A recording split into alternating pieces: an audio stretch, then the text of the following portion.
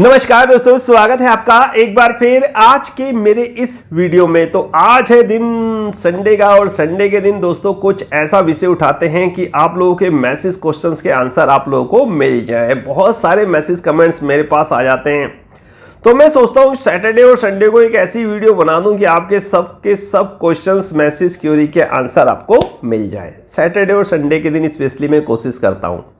कल नहीं बन पाया वो, तो आज मैंने सोचा कि आज छुट्टी है, मार्केट बंद है, कहीं जाना भी नहीं है, तो ये वीडियो आप लोगों के काम आएगा और बहुत ही मेरे ख्याल से आपको नॉलेज समझने की चीज़ें मिलेंगी इस वीडियो के माध्यम से। तो वीडियो शुरू से लेकर आखिरी तक देखिएगा, क्योंकि आपके जो क्वेश्चंस कमेंट्स हैं वो भी मैं आंसर देने की कोशिश करूंगा। ऐसा नहीं है कि जो मैं कहूँगा वही हो जाएगा।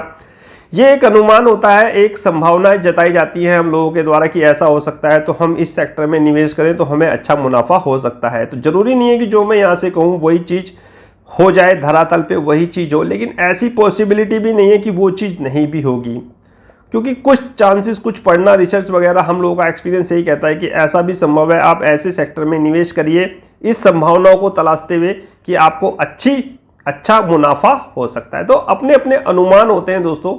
आप जरूरी नहीं है कि मेरे व्यूज से सहमत हो, साहब मेरे को ही सब कुछ माने, ऐसा पॉसिबल नहीं है। कुछ लोग साहब जो समझेंगे वो ठीक ठाक सा कमेंट्स करेंगे और जो नहीं समझेंगे उनके कमेंट्स तो आते ही रहते हैं मेरे पास। तो कोशिश ये वीडियो बनाने की यही है कि आपके जितने भी क्वेश्चंस कमेंट्स हैं उन सबके आंसर मिल जाएं। बहुत सारे क्वेश्चंस कमेंट्स मेरे पास इस हफ्ते आए थे दोस्तों कि सर देखिए एयर इंडिया का आखिरकार निजीकरण कर दिया गया है। जी बिल्कुल सही बात है, एयर इंडिया का आखिर निजीकरण कर दिया गया है। और फिर दूसरे बहुत सारे क्वेश्चन आए, क्या सर बैंकों का भी इसी तरह निजीकरण कर दिया जाएगा।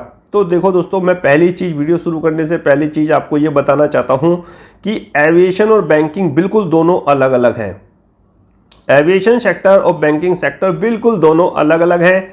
इनसे एक दूसरे को आपस में मिला के आपको नहीं देखना चाहिए। एविएशन आप क्या मानते हो, एक बहुत ही सोने की अंडा देने वाली मुर्गी है। ये ऐसा चैलेंजिंग बिजनेस है कि यहाँ पर साहब अभी कुछ दिन पहले तक लोगों की सैलरी, यानी कि जो स्टाफ था उसकी सैलरी देने के भी लाले पड़ गए थे। किंगफिशर का एग्जाम्पल आपके सामने है।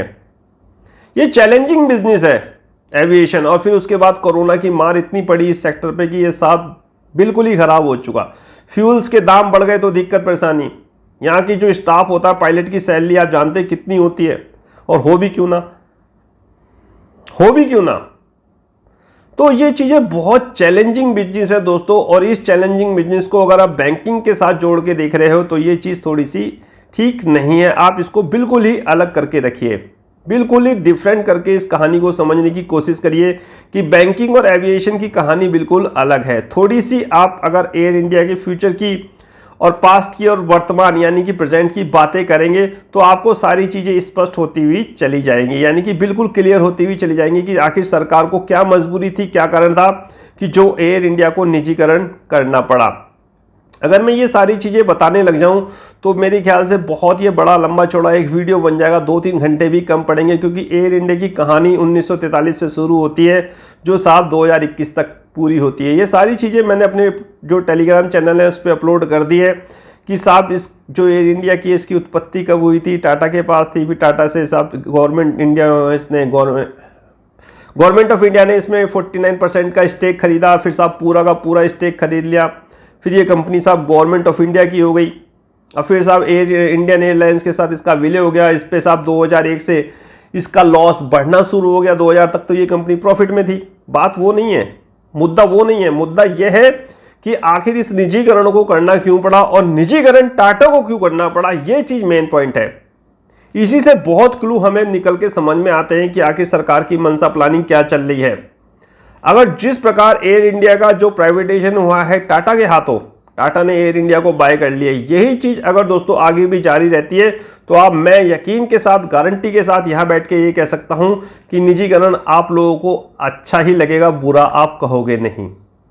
क्योंकि जब कोई दिक्कत परेशानी किसी को नहीं है, दिक्कत परेशानी किसे होती है आप मुझे ये बताइए कि अगर निजीकरण होगा सबसे बड़ी दिक्कत परेशानी इंप्लॉयज को होती है, और सरकार ने उसका भी समाधान निकाला है। इसमें जो एयर इंडिया का प्राइवेटाइजेशन किया है इसमें उसका समाधान है। जैसे जैसे वीडियो आगे बढ़ेगा आप समझ जाओगे। देखो दोस्तों, थोड़ी सी इसकी पास्ट की अगर जानकारी प्राप्त करें एयर इंडिया की तो थोड़ा सा समझने वाली चीजें हैं। ये ऐसा नहीं है कि वीडियो को मैं खींच रहा हूं, थोड़ी सी जरूरी चीजें आप समझ लो, जान लो, ये चीजें शायद आपके काम आ जाए। ऐसा है दोस्तों कि एयर इंडिया की शुरुआत 1943 में हुई थी, आपको पता ही है, टाटा के द्वारा। और फिर साहब गवर्नमेंट ने इसमें अपना स्टेक खरीद लिया मेरे ख्याल से 49%, और फिर साहब इसको फुल्ली गवर्नमेंट कंपनी बना दिया था 1953 के आसपास। उसके बाद फिर सब ये कंपनी प्रॉफिट में आने लगी, ज़बरदस्त प्रॉफिट करी, 2000 तक इसने अच्छा खासा प्रॉफिट कमाया। उस समय दोस्तों 2001 में फिर इसने लॉस करना शुरू कर दिया था। कारण बहुत थे उसमें, फ्यूल्स के दाम बढ़ना, बहुत सारे फैक्टर होते हैं। किसी भी कंपनी के घाटे के आने के लिए बहुत सारे फैक्टर होते हैं, उनके खर्चे का बढ़ जाना, आमदनी का कम हो जाना। कॉम्पिटिटर बहुत आ चुके थे इसमें, कॉम्पिटिटर दोस्तों बहुत आ चुके थे, इस वजह से इस एयरलाइंस को दिक्कत परेशानी आने लगी थी। उस समय हमारे जो अरुण जेटली साहब थे वो डीपम के प्रमुख थे, और उन्होंने कहा था, एक बात कही थी कि जितनी जल्दी हो सके एयर इंडिया का आप निजीकरण कर दीजिए। उसके बाद अगर आप निजीकरण करने जाएंगे तो कुछ बचेगा नहीं, क्योंकि इसका डेप्थ इतना ज्यादा हो जाएगा कि कोई खरीदार ही नहीं मिलेगा आपको। ध्यान से सुनना मेरी बात। अरुण जेटली ने यह बात कही थी 1919 में, मेरे ख्याल से 1999 2000 की यह बात है, जब वो दीपम के प्रमुख व्यक्ति थे। तो उन्होंने कहा था कि साहब जितनी जल्दी हो सके एयर इंडिया का निजीकरण कर दिया जाए, बाद में अगर आप निजीकरण करने जाओगे तो फिर आपको कोई खरीदार नहीं मिलेगा, कोई खरीदार नहीं मिलेगा। हुआ बिल्कुल यही। इसका 2001 के बाद एयर इंडिया का और इंडियन एयरलाइंस का जब विलय हुआ दोस्तों, तो इसका घाटा लगातार बढ़ता चला गया। फ्यूल्स के दाम बढ़ते चले गए। आपको पता ही है कि फ्यूल्स कहां तक चला गया था, 107 108 के आसपास डॉलर तक चला गया था बैरल प्रति बैरल। तो जब इसका फ्यूल्स के दाम बढ़ने, स्टाफ की सैलरी वगैरह बहुत सारे खर्चे इसके बढ़ने लगे, आमदनी इसकी सीमित थी क्योंकि कॉम्पिटिटर थे। जब इसका लॉस बढ़ने लगा, लॉस हो गया, ये कर्जा लेती गई, अपने स्टाफ की पेमेंट करती रही। तो जब इसका कर्जा दोस्तों हद से ज्यादा ऊपर गुजर गया, तब इसको प्राइवेटाइजेशन करने की बात सामने आने लगी। सरकार प्रयासरत थी लेकिन कोई खरीदार मिल नहीं रहा था। अरुण जेटली ने यही तो कहा था कि ऐसा ना हो कि आपको बाद में इसका खरीदार मिले ही ना, और वही हुआ। सरकार हर बार प्रयासरत करती है, ऐसा नहीं था। सरकार बहुत दिनों से दोस्तों इसको प्राइवेटाइजेशन करने की प्रक्रिया में लगी हुई थी, लेकिन साहब कोई खरीदार ही नहीं मिल रहा था। खरीदार क्यों मिले, कोई इतना भारी भरकम डेब्ट क्यों ले? दूसरा कारण और समझिए कि इसमें साहब सरकार कुछ ही प्रतिशत अपनी हिस्सेदारी बेचना चाहती थी, जबकि दूसरा जो खरीदार होता था वो कहता था कि हमें पूरी की पूरी हिस्सेदारी दीजिए। अगर आप बेच ही रहे हैं, सरकार से कहता था, तो पूरी अपनी हिस्सेदारी बेचिए, लेकिन सरकार कहती थी हम कुछ बेचेंगे। बस इसी खींचातनी में साहब ये साहब 2021 आ गया। 2020-21 तक इसका प्राइवेटाइजेशन नहीं हुआ, यानी कि जब से प्राइवेटाइजेशन से पहले की मैं बात बता रहा हूं। कारण सिर्फ दो, भारी भरकम डेब्ट, कोई खरीदार ही नहीं, और साहब सरकार अपनी हिस्सेदारी कम करने को राजी नहीं थी। जब सरकार ने देखा कि इस तरह तो दाल गलने वाली नहीं है, तो सरकार ने फिर इसको 100% स्टेक बेचने का फैसला कर लिया। 100% स्टेक बेचने का फैसला कर लिया तो साहब ये समस्या सॉल्व होती हुई चली आई। लास्ट में एयर इंडिया टाटा की हो गई, यानी कि घर वापसी हो गई टाटा की। अब मुद्दा यह है कि आखिर टाटा को ही क्यों चुना सरकार ने? अगर एयर इंडिया बिक रही थी तो सरकार चाहती तो इससे बहुत मोटा अमाउंट ले लेती। ऐसा संभव था? जी बिल्कुल संभव था।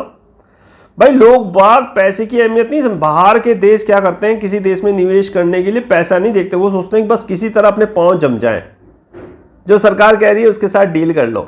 सरकार ऐसा नहीं करती। अगर एयर इंडिया बिकना है तो उसी कंपनी को दिया जाएगा जो स्वदेशी है। टाटा इसमें से बेस्ट था। और क्यों टाटा को चुना गया उसका भी कारण सुन लो। ऐसा था दोस्तों, थोड़ा सा और पीछे चलो, आज से मात्र 1 साल या 1.5 साल पीछे की कहानी है, जब कोरोना काल था। क्यों खरीदार नहीं मिल रहा था एयर इंडिया को? हमारी जो देश की कंपनियां थी वो साहब खरीद तो सकती थी, लेकिन बर्डन उठाने के लिए तैयार नहीं थी।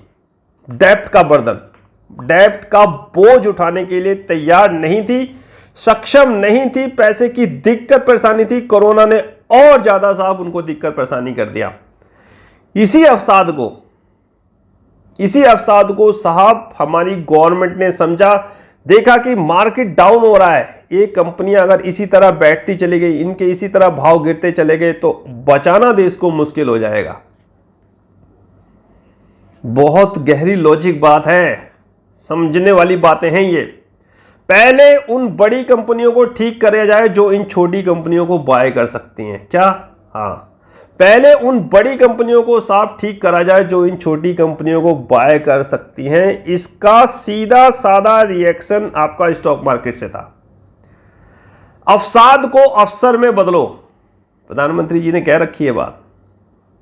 जब बाजार गिर रहा था हर समय हर तरफ अंधकार ही अंधकार छाया हुआ था। 60-62 में टाटा मोटर, 60-62 में कोई भी साहब कंपनियां, चाइनीज कंपनियां तैयार बैठी थी इतना मोटा मोटा माल लेके हमारे देश में आने के लिए। खरीद लो इनको साहब। HDFC में साहब लोग बाग पैसा लगाने के लिए तैयार थे। बाहर की चाइनीज कंपनियां, कुछ ने तो स्टेक भी खरीदा सरकार ने, फिर तत्काल बहुत तेजी के साथ दोस्तों कदम उठाया। 60-62 रुपए में टाटा मोटर, रिलायंस 900 रुपए। अब इन कंपनियों का उद्धार करना था। ये जो बड़ी बड़ी कंपनियां थी पहले इनको इस लायक बनाना था कि ये दूसरी कंपनियों को खरीद सके। बड़े लॉजिक की बात है, बहुत पढ़ना पड़ता है, बहुत समझना पड़ता है। बहुत सारे चैनल इन चीजों को नहीं बताते दोस्तों, लेकिन मैं थोड़ा सा फ्यूचर की बात करता हूं और इसीलिए फ्यूचर की बात करते हुए मैं जो स्टॉक आज खरीदता हूं वो थोड़े से प्रॉफिट में हो ही जाते हैं, थोड़ा बहुत कुछ ना कुछ उसमें से मिल जाता है। तो कहानी वहां से शुरू होती थी। सरकार चाह रही थी कि इन कंपनियों को, पहले बड़ी बड़ी कंपनियों को इस लायक बनाया जाए कि ये छोटी कंपनियों का अधिग्रहण कर सकें, एक्वायर कर सकें। क्या किया जाए?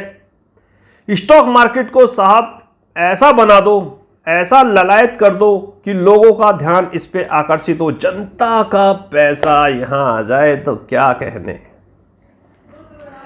ऐसा नहीं था कि सरकार की मंशा थी कि जनता ना कमाए, जनता ने भी दबा के पैसा कमाया साहब स्टॉक मार्केट से। अब वो अलग बात है कि आपको पता ही है स्टॉक मार्केट का एक रूल है कि कोई अगर कमाता है तो दूसरा गंवाता है, कोई अगर कमाएगा तो दूसरा गंवाएगा। गंवाएगा वो जो कोई चीज समझेगा नहीं, सोच जानेगा नहीं, ट्रेडिंग करेगा, आना अफसर आप अपने ट्रेड लेगा, इन्वेस्टमेंट भी कोई सही तरीके से नहीं करेगा, डर के बेच देगा, 1 महीने का शॉर्ट टर्म साहब अपना स्टॉक लेगा, किसी दूसरे का पैसा इस बाजार में लगाएगा। कहानी बहुत होती है मार्केट में बर्बाद होने की, लेकिन कमाएगा वो जिसके पास अपना खुद का पैसा होता है। चाहे थोड़ा सा स्टॉक ले लेकिन अपने खुद के पैसे से ले, थोड़ा संयम रखे, ट्रेडिंग ना करे तो बाजार से डेफिनेटली पैसा कमाया और हमने भी पैसा अच्छा खासा कमाया। तो सरकार ने पब्लिक के साथ साथ कंपनियों को भी इस लायक बनाया स्टॉक मार्केट से कि वो दूसरी कंपनी का अधिग्रहण कर सके। जब कंपनी इस लायक हो गई, टाटा मोटर 12 लाख करोड़ के आसपास का मार्केट कैप हो चुका है टाटा मोटर का। गर्व से सीना चौड़ा हो जाता है दोस्तों, गर्व से। भाई कितने हजारों लाखों लोगों के साहब घर की साहब मेरे ख्याल से रोजी रोटी का साधन है ये टाटा मोटर, रिलायंस, अदानी वगैरह, विप्रो, TCS, नाम गिनवाने साहब कम पड़ जाते हैं। देश की कंपनियां झंडा गाड़ रही हैं साहब विश्व में, झंडा। इस देश में जिसमें हमने जन्म लिया है साहब, अपने आप को गौरवान्वित महसूस करना चाहिए। TCS जैसी कंपनी का मार्केट कैप देखिए जाके आप, रिलायंस जैसी मार्केट कैप को देखिए आप, कितने लोगों को रोजगार दे रही है। अब नए नए कीर्तिमान स्थापित करिए। अभी मेरे ख्याल से कल परसों रिलायंस ने 7-Eleven के साथ एक टाई अप किया है, कंपनी है जापान की, रिटेल में आने वाली है। जैसे आप रिलायंस बहुत बड़े बड़े अपना रिटेल्स के जियो मार्ट्स को बहुत ऊपर लेके जाएगी। चलिए वो मैटर अलग है, वो किसी दिन और डिस्कस करेंगे। यहाँ तो बात हो रही थी कि कंपनी को किस तरह मजबूत कराया जाए। मार्केट एक साधन था, सरकार को मार्केट से बहुत बड़ी अपेक्षा थी, बाजार को लगातार ऊपर लेके जाया गया, पब्लिक ने भी पैसा कमाया, कंपनी मजबूत हुई, कंपनी इस लायक हुई कि वो दूसरी कंपनियों का अधिग्रहण कर सके थी। जो अटका मामला पड़ा हुआ था एयर इंडिया का 20 साल तक, जो सॉल्व आउट नहीं हो रहा था, कंपनी के पास टाटा ग्रुप के पास पैसा आया तो धड़ाक से ये सौदा फाइनल हो गया। ये कहानी थी। कंपनियों को इस लायक बनाना भी तो था कि पैसा आ जाए इनके पास। रिलायंस के पास पैसा आ जाए, तो रिलायंस के पास पैसा आया 3000 के आसपास, करने का 2600-2700 के आसपास का शेयर चल रहा है। रिलायंस के पास पैसा आया, वो पैसा कंपनी ने दूसरी कंपनी के साथ जॉइंट वेंचर किया, तरह तरह के माल खोल रहे हैं। ये चीज तो है। अदानी को साहब पोर्ट दिए जा रहे हैं, एयरपोर्ट दिए जा रहे हैं, अदानी को भी इस लायक बनाया गया। बात समझो, बहुत गहराई की बात है। क्लास में बड़ा मजा आता है सुनने में साहब इस लेक्चर को, जब मैं सारी चीजें समझाता हूं। पहले इन कंपनियों को इस लायक बनाया गया दोस्तों कि ये कंपनियां दूसरी छोटी कंपनियों को एक्वायर कर सकें। जब टाटा मोटर को दिखा कि हाँ मैं इस एयर इंडिया को ले सकता हूं, आप चैलेंजिंग बिजनेस है एयर इंडिया साहब, बहुत एविएशन का ये बिजनेस बहुत चैलेंजिंग है। लेकिन अगर मैं आपको कहानी सुनाऊं ना, लैंड रोवर जैगवार की, फोर्ड की कहानी, आपको याद ही होगी, मैं क्लास में इसके किस्से बहुत सुनाता हूं, टाटा मोटर और फोर्ड के। लैंड रोवर और जैगवार को टाटा मोटर ने खरीदा था और वो बदनामी का ये एक साफ रूप था कि लैंड रोवर को खरीदना पड़ा था टाटा को। बहुत सारे किस्से मैं टेलीग्राम चैनल पे अपने अपलोड कर देता हूँ। किसी दिन फोर्ड साहब टाटा मोटर को खरीद रही थी, एक बार फोर्ड टाटा मोटर को खरीदी थी, लेकिन स्थिति ऐसी आई, करवट बदली साहब, टाटा मोटर ने फोर्ड की लैंड रोवर और जैगवार को खरीद लिया। अब उसके प्लांट खरीदने जा रही है, जो फोर्ड भाग गया है ना यहां से, उसके प्लांट साहब टाटा मोटर खरीदने जा रही है। तो यह है अपनी टाटा मोटर की कहानी। इस तरह दोस्तों एयर इंडिया का प्राइवेटेशन हुआ। बात आती है अब बैंकिंग सेक्टर में। अब बैंकिंग सेक्टर में मैंने क्या बताया आपको शुरू में, कहानी क्या थी, क्यों नहीं हुआ था एयर इंडिया का प्राइवेटेशन? खरीदार का ना मिलना, खरीदार का ना मिलना।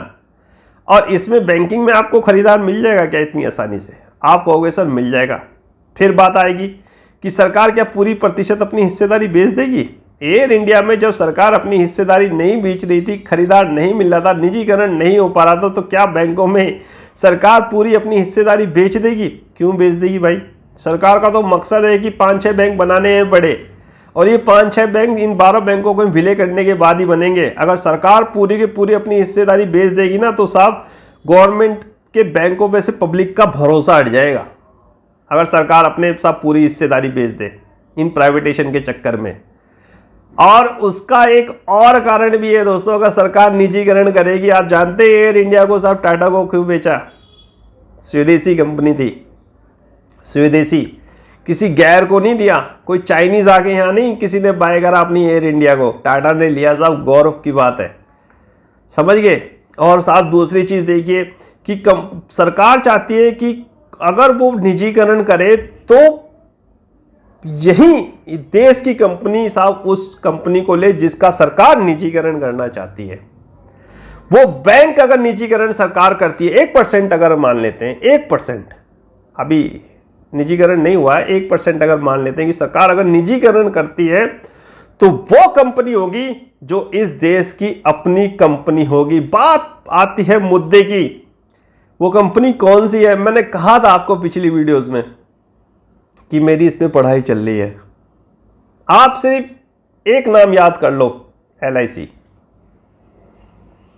ये नाम आप याद कर लो। आज मैं यहां बैठ के कह रहा हूं, अगर बैंकों का कोई रास्ता गुजरता है प्राइवेटेशन निजीकरण का, तो वो LIC के थ्रू होके जाएगा। दूसरी कंपनी अगर आएगी तो वो सरकार से पूरी हिस्सेदारी मांगेगी, पूरी हिस्सेदारी सरकार बेचेगी नहीं, इनका निजीकरण होगा नहीं। निजीकरण होगा तो LIC के माध्यम से होगा, नहीं तो कोई मतलब नहीं है। नहीं तो सरकार इन बैंकों का मर्ज करके साहब 5-6 बैंक ही बनाएगी।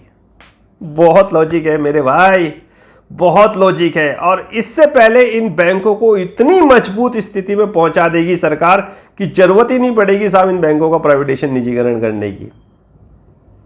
सरकार को अगर बेचना ही होता ना, आज से कुछ साल पहले इन मर्जर वर्जर कुछ नहीं करती सरकार, एक के बाद एक बैंकों की सेल लगा देती कि भैया आ जाओ ले लो। अदानी को देना होता ना, तो अब तक अदानी को देके, रिलायंस को देके साहब एक तरफ करती। बहुत सारे खरीदार है, बहुत सारी एप्लीकेशन लगी हुई है RBI के पास नए बैंकों की,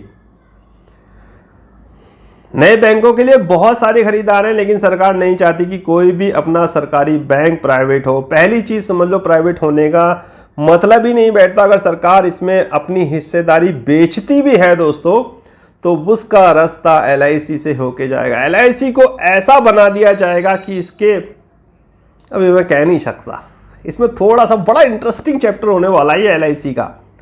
LIC का दोस्तों बड़ा ही इंटरेस्टिंग चैप्टर होने वाला है। इस कंपनी के ना दिन बदलने वाले हैं साहब। अब आप कहोगे साहब IPO आ रहा है, बिकेगी LIC भी। यार किसने कह दिया बिक जाएगी IPO में? हिस्सेदारी किसकी है? भारत की कंपनियों की हिस्सेदारी, भारत के लोगों की हिस्सेदारी होगी। माना सरकार ने LIC इसमें इंश्योरेंस में FDI की सीमा बढ़ा दी है। ये भी कहा जा रहा है कि LIC का जो IPO आएगा उसमें साहब जो बाहर के निवेशक होंगे वो भी हिस्सा ले सकते हैं, पार्टिसिपेट कर सकते हैं। लेकिन दोस्तों उसमें वो कितना माल लेंगे, कितना माल ले लेंगे? वो सरकार के नियम है, कानून है। अभी FDI नियम लेके आई थी सरकार टेलीकॉम में, तो चाइना के लिए पाबंदी लगा दी थी कि चाइना इस तरह के पार्टिसिपेट नहीं कर सकता। अगर FDI आएगा टेलीकॉम में बाहर से, तो उसकी भी शर्तें हैं, चाइना ना आएगा, चाइना को आने का कोई मतलब नहीं है। तो इन चीजों को समझने की कोशिश करो। सरकार बहुत सोच समझ के सही रणनीति में काम कर रही है। एविएशन बैंकिंग को अलग रखो। एयर इंडिया को अगर आप बैंकिंग के प्राइवेटेशन से तोल के देख रहे हो, दोनों को इक्विवेलेंट करके देख रहे हो, तो ये थोड़ी सी मेरे ख्याल से दिक्कत परेशानी वाली बात है। इस तरह पॉसिबिलिटी नहीं मुझे नजर आती। बाकी सरकार है भाई, सरकार कुछ भी कर सकती है, गवर्नमेंट गवर्नमेंट होती है, लेकिन सरकार उस तरह का कोई भी कदम दोस्तों नहीं बढ़ाएगी जो देश के मेरे ख्याल से हित में ना हो और मेरे ख्याल से जो जनता को नागवार गुजरे, ना कि जो जनता को साफ ठीक ना लगे, जो अच्छा ना लगे।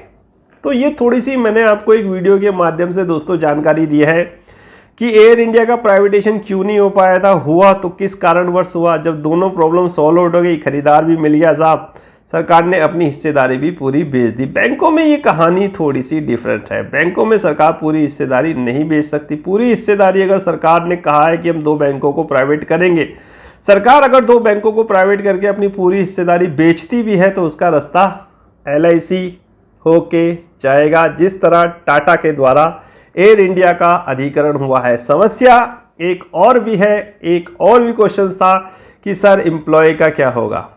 वैसे तो 20 मिनट का वीडियो बन गया, कोई बात नहीं, आज संडे, आज थोड़ा अगर आधे घंटे का भी वीडियो बन जाए तो आपको समझाना जरूरी है। फिर भी अगर नहीं समझ पाए तो अपडेट मेरे टेलीग्राम पे चैनल चलते रहते हैं, वहां देख लीजिएगा, पूरी स्टोरी चलती रहती है वहां। फिर भी ना समझ में आए तो व्हाट्सएप पे जुड़िए, फिर भी ना समझ में आए तो कॉल कर लीजिए, वेबसाइट पे चले जाइए मेरी, कहाँ जहाँ जाओगे वहीं आपको मैं नजर आऊंगा, अगर आपको अच्छा लगता हूँ। अगर अच्छा नहीं तो फिर साहब क्या टाइम वेस्ट करने का कोई फायदा नहीं है। तो दोस्तों मैं कह रहा था कि भाई इसमें मेन प्रॉब्लम आएगी कि साहब एम्प्लॉय का क्या होगा। एम्प्लॉय यही चीज है साहब, यही बस एक समस्या का थोड़ा सा समाधान हो जाए ना। वैसे सरकार कह चुकी है, कोई दिक्कत परेशानी वाली बात नहीं है। जो एयर इंडिया का प्राइवेटाइजेशन हुआ है ना दोस्तों, उसमें क्या हुआ है कि 1 साल तक कोई भी छटनी नहीं होगी। 1 साल तक कोई भी छटनी टाटा नहीं करेगा। वैसे टाटा की जो भावनाएं, टाटा मोटर का जो हिसाब, टाटा मोटर कह रहा हूँ, टाटा ग्रुप का जो दरिया दिल है ना साहब, वो इतना बड़ा है कि वो किसी कर्मचारी को निकालेगा ही नहीं। वैसे भी कोरोना काल में जो हेल्प हुई है ना, इनकी हेल्प अगर मैं गिनाना शुरू कर जाऊँ, मैंने कहा ना वीडियो मेरे को 5-6 घंटे भी कम पड़ते हैं एक वीडियो बनाने में और बोलने में।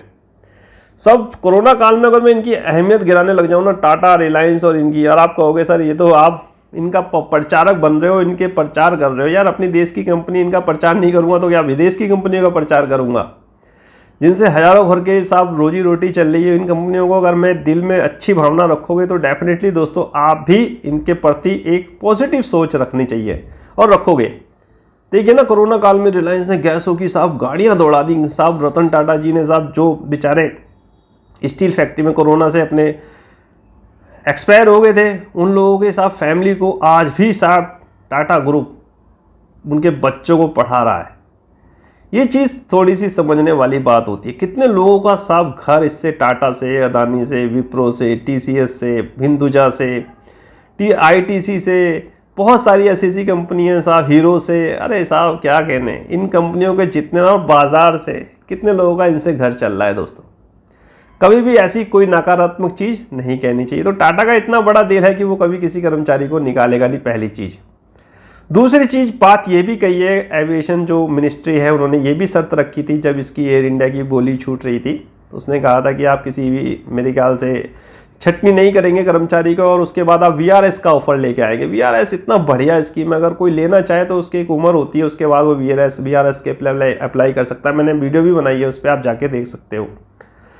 बहुत सारा पैसा एक ही दम मिल जाता है। वो इतना पैसा उनको शायद मेरे ख्याल से जब तक वो नौकरी करें, रिटायरमेंट हो, उतना ना मिल पाए, उससे थोड़ा बहुत ज़्यादा ही हो जाता है। बाकी फैसिलिटीज़ मेडिकल वगैरह की वो हैजिटीज रहती हैं जैसी पहले होती हैं।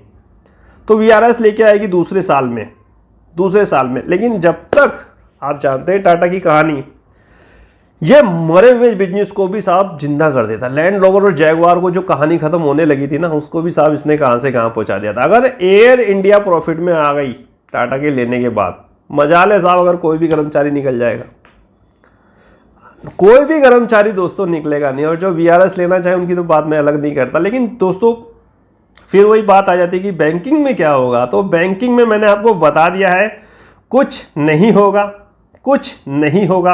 होगा तो LIC के थ्रू होगा। आपकी जॉब बिल्कुल सेफ रहेगी। अगर दूसरी कंपनी आती भी है, अगर कोई दूसरी कंपनी आती भी है दोस्तों, तो वो अपने देश की ही कंपनी होगी। कोई विदेशी कंपनी अपने देश में हिस्सा नहीं खरीद सकती।